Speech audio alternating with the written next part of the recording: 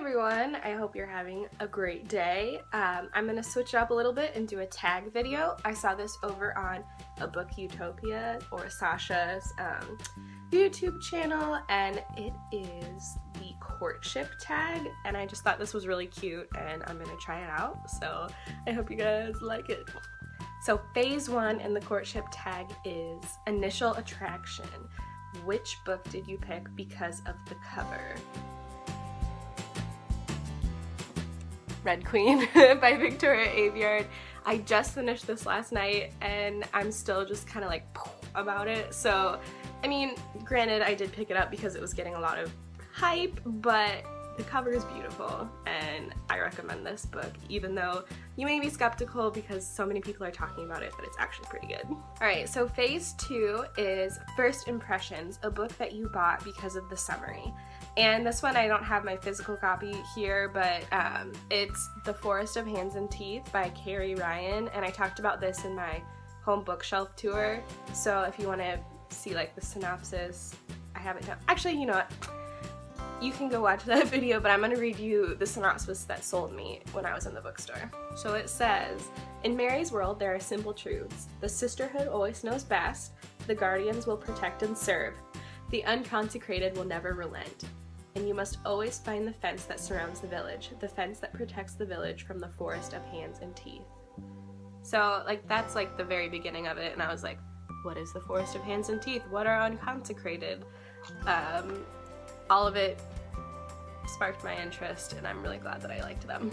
Phase 3 is Sweet Talk, a book that had great writing, and I think most of you have read this one, and it's The Book Thief by Markus Zusak. This is one of my all-time favorite books, and I try and reread it like every couple of years because it's so powerful, and the movie came out and the movie made me cry, and oh my gosh, this is probably my favorite book of all time.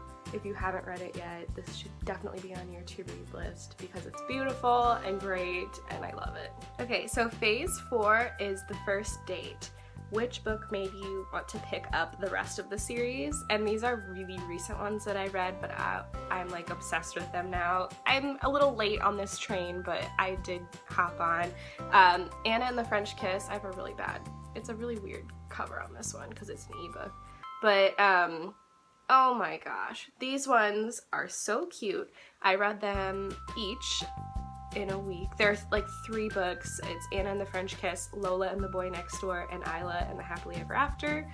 For some reason the pretty cover page will pop up for the Isla and the Happily Ever After, so I wonder if it's just because it's a newer ebook, but yeah, they're so cute and they all kind of have this theme. I'm sure you've all seen them.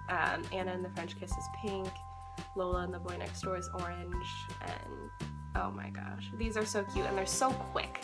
I think I read all of them in like a day, or I would have even read them faster if I wouldn't have had like homework and stuff to do, but these are so cute. I highly recommend them.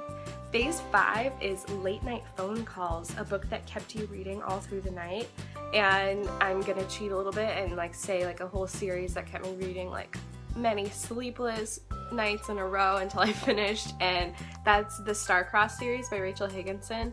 And I think I've talked about these before with like an official review, but all you need to know is magic, a really like steamy like romantic plot. Oh my gosh, these ones kept me up all night. I love these books. Alright, so phase 7 is Getting Physical, a book that you like the feel of.